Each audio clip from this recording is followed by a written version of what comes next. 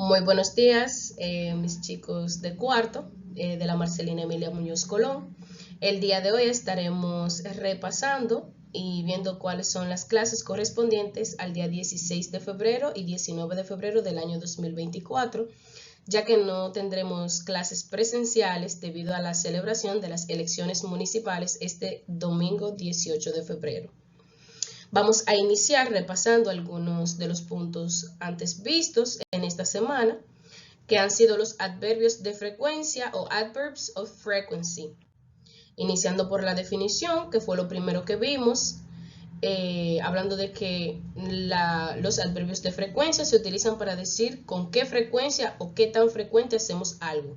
Recordando que la frecuencia indica qué tantas veces se repite una acción o qué tantas veces hacemos una acción.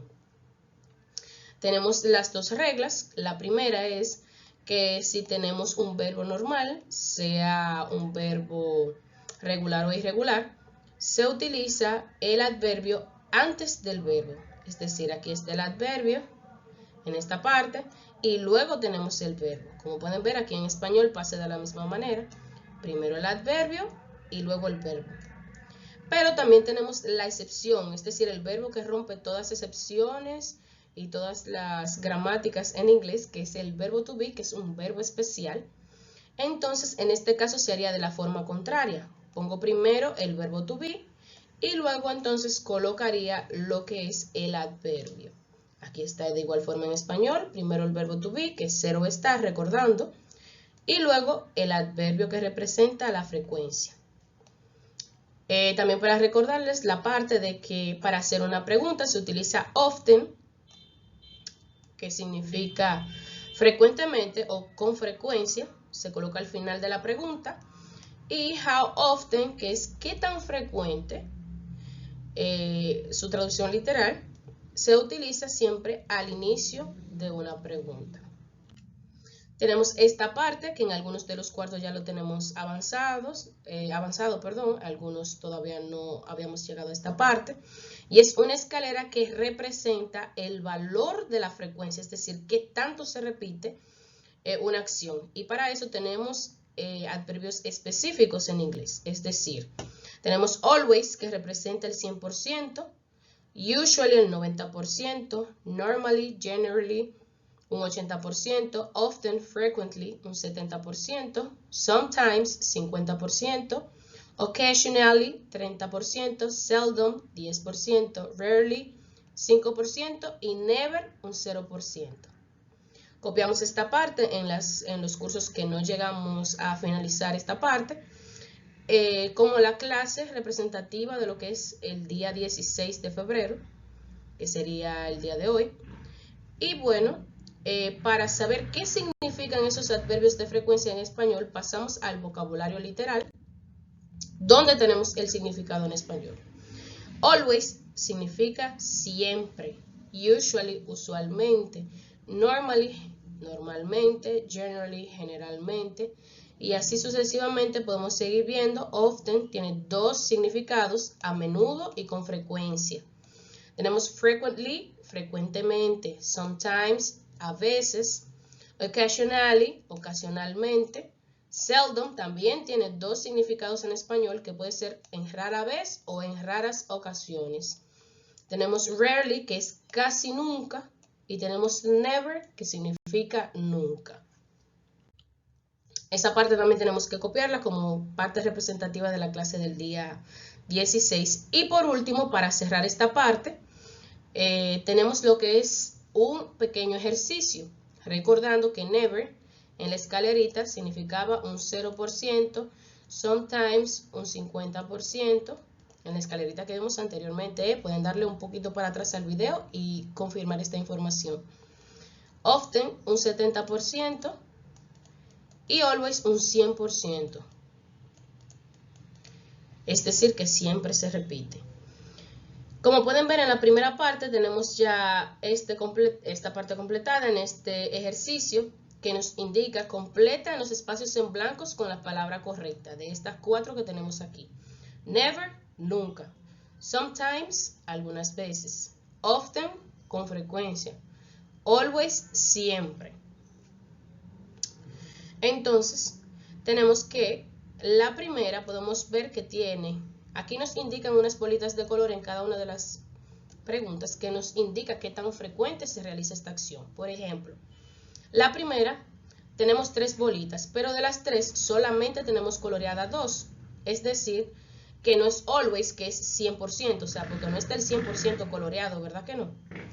Seguimos entonces, ¿qué va después de always? De adelante hacia atrás. No es always porque no es 100%. Entonces nos vamos a often, que es el 70%. Entonces, como esta es la parte que corresponde, aquí lo completo con la palabra often. Seguimos, vamos a hacer otro ejemplo para más fácil. Tenemos la segunda, donde tenemos las 3 bolitas coloreadas. Como están todas coloreadas, representa el 100%. Por lo que en la línea número 2 vamos a colocar always. Always. Y así lo completamos. Esta sería la forma de completar el ejercicio, recordando siempre ver en esta parte de las bolitas qué tan frecuente se realiza esta acción. ¿Cuál es el porcentaje de frecuencia que representa? Cuando tenemos una bolita, solo el 50%. Cuando no tenemos ninguna, sería el 0%. Cuando tenemos 2, el 70%. Y cuando la tenemos todas, el 100%. Muy bien. Entonces, la clase que nos correspondía este lunes 19 de febrero eran los adverbs of time o adverbios de tiempo. Para avanzar esto, entonces, lo que vamos a ver el día de hoy simplemente es la introducción del tema. ¿Qué son los adverbios de frecuencia? Tenemos que el propósito de esta clase era conocer la manera correcta de utilizar la gramática de los adverbios del tiempo en inglés. ¿Qué es un adverbio de tiempo? Bueno, un adverbio de tiempo puede usarse en una oración para representar el cuándo. Cuándo se está llevando a cabo una acción mencionada en la oración.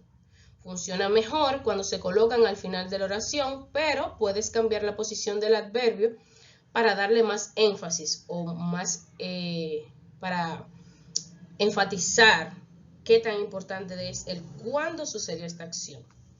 Por ejemplo, tenemos aquí 3 ejemplos. El primero, I will be going to my cousin's place tomorrow. En español, iré a casa de mi primo mañana. Como decía, lo colocamos generalmente al final de la oración.